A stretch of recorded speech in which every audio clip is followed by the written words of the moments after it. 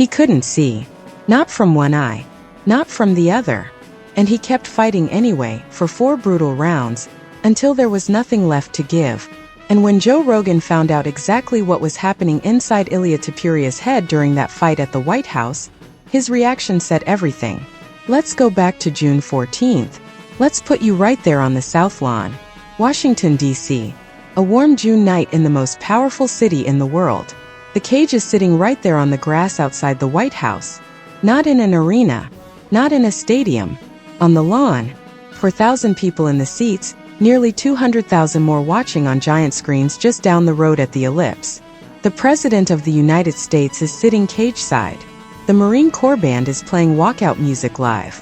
There is an 8-sided cage splattered with blood under open stars, with the lit-up White House glowing in the background. And in the main event, the man who was supposed to handle everything easily, Ilia Topuria, is getting taken apart. Topuria walked into this fight undefeated. 17-0. He had knocked out Alexander Volkanovski. He had knocked out Max Holloway. He had knocked out Charles Oliveira. Back to back to back. Legends of the sport, all finished, all ending their nights in defeat because of Topuria's precise, terrifying hands. He was the heavyweight favorite.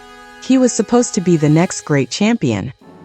He was supposed to dominate a 37-year-old underdog and make it look smooth. But nothing about that night went smoothly. Not for Topuria. From the very first round, Justin Gaethje was in his face. Not backing up. Not feeling it out. Right there, right on him, throwing punches with that reckless, violent intent that has made Gaethje one of the most feared fighters who has ever walked into an octagon. And those jabs, those long targeting precise jabs, started finding a home right on Topuria's face. By the end of round 1, something had changed. And nobody watching fully understood what had changed yet. Topuria could not see out of his right eye. Just think about that for a second. Round 1. The very first 5 minutes of the biggest fight of his career, on the biggest stage in MMA history, in front of the President of the United States, and Topuria's right eye is compromised. One of the most technically gifted fighters on the planet, a man whose entire game is built on precision, on reading distance, on timing, and he is going into round 2 partially blind. And he didn't tell anyone. He went out for round 2 and kept fighting. In round 2, Topuria rallied. He found something. He hurt Gaethje to the body. He dropped him. He chased submissions on the ground. He had Gaethje in deep trouble, hunting for a finish with the new champion's life flashing before his eyes. The crowd was going insane. Rogan on commentary was losing his mind. And Topuria, fighting through whatever was happening in that damaged eye, nearly ended the whole thing. But the horn saved Gaethje. And then the 3rd round came. And everything changed. Gaethje came out in round 3 like a man who had just been shown his own mortality, and decided to answer it with violence. He found his jab again. He started targeting Topuria's face. And by the end of round 2 going into round 3, Topuria later revealed, the left eye went too. He was now functionally blind in both eyes. He is on the South Lawn of the White House, fighting for the UFC lightweight championship, and he cannot see his opponent clearly. And he still went out for round 3. And round 4. The 4th round was where it all unraveled. Gaethje was landing shot after shot. Topuria's face, which was already a swollen, blood-covered mess, was deteriorating fast. His eyes were closing. The swelling was shutting them. The ringside doctor was called in between rounds to examine him. You could see Topuria's cornermen looking at each other with that look. The look that says we know, but we don't want to say it yet. At the end of round 4, his corner made the call. They pulled him out. They refused to send him to the 5th round. It was over. Joe Rogan, who had been calling fights for 20+ years and had seen some of the most brutal moments in MMA history, stood there and could barely form words. He said live during the coverage that he suspected they were looking at a broken orbital bone. Daniel Cormier, sitting next to him, agreed. He said the way Topuria's eyes swelled up, turning black and blue and completely shut. That kind of damage doesn't happen without something breaking beneath the surface. They were right. And worse than they even imagined. When the official medical reports came out in the days after UFC Freedom 250, here is what the world learned about what Ilia Topuria actually went through that night. 2 fractured orbital bones. Both of them. Not one side, both. The bone around his right eye and the bone around his left eye, both cracked. Fortunately, they were what doctors call non-displaced fractures, meaning the bone broke but did not move out of position. That is the difference between needing surgery and not needing surgery.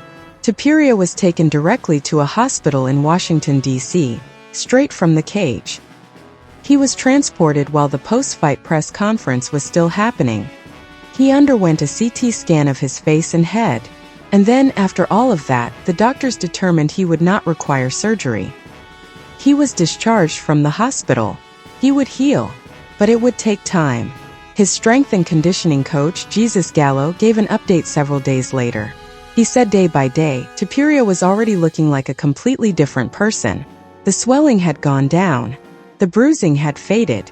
He said that because there was no displaced fracture, doctors expected the bones to heal within 6 to 8 weeks. But contact sports, wrestling, grappling, anything that puts pressure on the face, that would take longer to clear. His full return to training would take time beyond that. If a rematch or a new fight happens, Gallo said it would likely be toward the end of the year. December at the earliest. Maybe. And when Rogan found out the full extent of the damage, that both orbital bones were fractured, that Topuria had lost vision in one eye in round 1 and the other eye by round 2, that he was fighting effectively blind through rounds 3 and 4, his reaction was exactly what you'd expect from someone who has been around this sport their entire adult life and still gets caught off guard by its brutality. He couldn't believe it. And the reason he couldn't believe it wasn't just the injury. It was what the injury revealed about what happened inside that octagon. Because here's what makes this story so much more than just a medical report. Topuria knew. He knew during the fight that he could not see properly. He said so himself. He posted it on Instagram the following day in a message to Gaethje. He wrote, "Justin, congratulations. You said you'd leave your mark on my face, and you did. You took the sight from my right eye in the first round, and by the end of the second from my left too." He said it plainly. He wasn't making excuses. He wasn't hiding. He put it right out there for the world to see. That's the nature of this game, he wrote. Glory and pain walk side by side. He said he'd heal, he'd rest, he'd return stronger, wiser, and more dangerous. He said the story between them was far from over. He said they will have their rematch.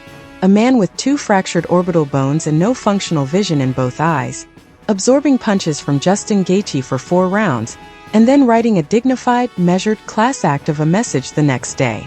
That is what this story is really about. But not everyone saw it that way.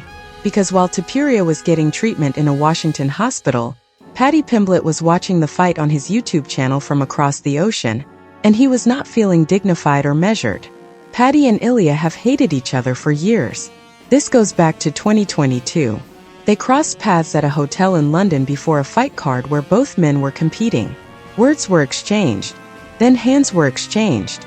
A brawl in a hotel hallway. Security breaking them up. They have been talking about fighting each other for 3 years, and every time it seemed like it might happen, something got in the way. When Paddy lost to Gaethje at UFC 324 in January, a unanimous decision loss that many considered close, Topuria piled on. He said Paddy had just lost the biggest paycheck of his life. He called him a little sausage. He said the only thing Paddy had to do was beat a 38-year-old man, and he couldn't even do that. He rubbed it in. And so when Topuria started fading in round 4 at the White House, Paddy was watching, and he was ready. He started yelling at his screen when the doctor came in to check on Topuria's eyes. He said he could see what was happening. He said Topuria was going to quit. And then when the corner waved it off, Paddy went absolutely nuclear. He said on camera that his own face was worse than Topuria's after the Gaethje fight, and he went 5 full rounds and never considered stopping. He said he kept biting down on his mouthguard and swinging until the last bell. He said Topuria had never faced adversity in his life, and the first time he did, he folded. When Paddy lost to Gaethje at UFC 324 in January, a unanimous decision loss that many considered close, Topuria piled on. He said Paddy had just lost the biggest paycheck of his life. He called him a little sausage. He said the only thing Paddy had to do was beat a 38-year-old man, and he couldn't even do that. He rubbed it in. And so when Topuria started fading in round 4 at the White House, Paddy was watching, and he was ready. He started yelling at his screen when the doctor came in to check on Topuria's eyes. He said he could see what was happening. He said Topuria was going to quit. And then when the corner waved it off, Paddy went absolutely nuclear. He said on camera that his own face was worse than Topuria's after the Gaethje fight, and he went 5 full rounds and never considered stopping. He said he kept biting down on his mouthguard and swinging until the last bell. He said Topuria had never faced adversity in his life, and the first time he did, he folded. And then he gave Topuria a nickname that instantly went viral across every MMA platform on earth. Whitney Houston. He didn't just say it once. He repeated it. He savored it. He put it out there on social media, on his YouTube channel, in interviews. Whitney Houston. And the MMA internet ran with it immediately. Now it's worth noting, there is another side to this debate. Because Topuria's own account says he couldn't see. 2 fractured orbital bones. No functional vision. And he still went out there and fought 4 rounds. You can call that quitting. You can also call that fighting through something that most human beings will never experience in their lifetimes. Gaethje himself had thoughts on the matter. A week or so after the fight, Gaethje appeared on the Joe Rogan Experience, and when Rogan asked about the possibility of a rematch with Topuria, the new champion was short and direct. He said Topuria doesn't get a rematch. He can try, but he doesn't get one. And then he said the words that have been everywhere since. He said Topuria quit on the stool, and that he stopped him twice. He said that as a fighter, when you sit on that stool and you say you cannot see, it is over. He said there is a code. You do not verbalize that you cannot continue. And in his view, once Topuria said it, once those words left his mouth in the corner, the fight was already done in Topuria's mind, and it was just a matter of the corner making it official. He compared it to what he did to Tony Ferguson in 2020 at UFC 249. Once Ferguson was broken, physically and mentally, his career never fully recovered. Once a fighter is pushed past that breaking point in front of the world, the aura of invincibility is gone. Every opponent who fights them afterward knows it can be done. Gaethje said that is what he did to Topuria. He showed the world where Topuria's limit is, and that is going to follow Topuria for the rest of his career. He also suggested that Topuria's next fight should be against Paddy Pimblett, which is, from a storytelling standpoint, almost too perfect. The 2 fighters who hate each other most in the lightweight division, both beaten by the new champion, sent to fight each other while Gaethje defends the belt elsewhere. Rogan, for his part, pushed back gently on the idea that Topuria quit. He pointed out that the injuries were real and significant.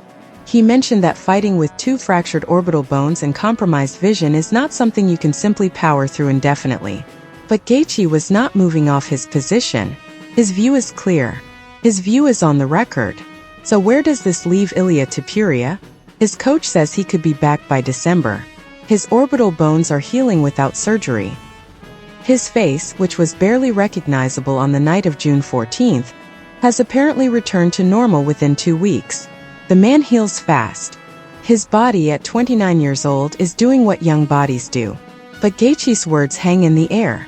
The nickname Paddy gave him hangs in the air. The image of him sitting on that stool at the end of round 4, his corner standing over him, the White House lit up in the background, the president watching from cage side, that image hangs in the air. What Topuria does next will define a very significant chapter of his legacy. He was the man who couldn't lose. He was the man who knocked out everyone. He was the man who had never tasted defeat in his entire professional career. And now he's the man who lost his title, lost his perfect record, and walked out of the most iconic event in UFC history having to defend not just a loss, but the manner of the loss. Can he come back stronger? His own coach believes so. The fact that the fractures didn't require surgery is a massive positive. The fact that he's already recovering well physically is encouraging. And the fact that he came out and posted that statement the next day, no excuses class act focused on the rematch, tells you something about his mentality. But Gaethje doesn't want to give him the rematch. And with Gaethje's medical suspension keeping him out of action until at least early 2027, there is time. There is a long road ahead before any of these questions get answered inside the cage. What we're left with is a story that has so many layers it almost doesn't fit inside a single narrative. Joe Rogan calling it live, a broken orbital bone, and being right. Daniel Cormier watching a man's eyes close in real time, and knowing the damage beneath the surface. Topuria's corner making the hardest call a corner can make. And then Topuria himself going public with the full truth the next morning without a single excuse. Gaethje on Rogan's podcast saying it was a quit. Paddy Pimblett watching from his living room and inventing a nickname that might follow Topuria for years. A medical suspension, 2 fractured orbital bones, temporary blindness during a championship fight at the White House, and a new champion who says he stopped his man twice and doesn't owe him another shot. This is the sport. This is what it looks like when the violence and the drama and the courage and the controversy all collide at the same moment. And the debate about what actually happened on that stool in round 4, whether it was a quit, or whether it was a man physically incapable of seeing his opponent deciding there was nothing more he could do, that debate is not going to be resolved anytime soon. What is certain is that Ilia Topuria will fight again. What is certain is that his road back will be one of the most watched comeback stories in the sport's history. And what is certain is that whoever he fights next, whether it's Paddy Pimblett, Arman Tsarukyan, or Justin Gaethje in a rematch, the weight of everything that happened at the White House will be in that cage with him. And nobody will be watching more closely than Joe Rogan, sitting cage side, microphone in hand, ready to call whatever happens next.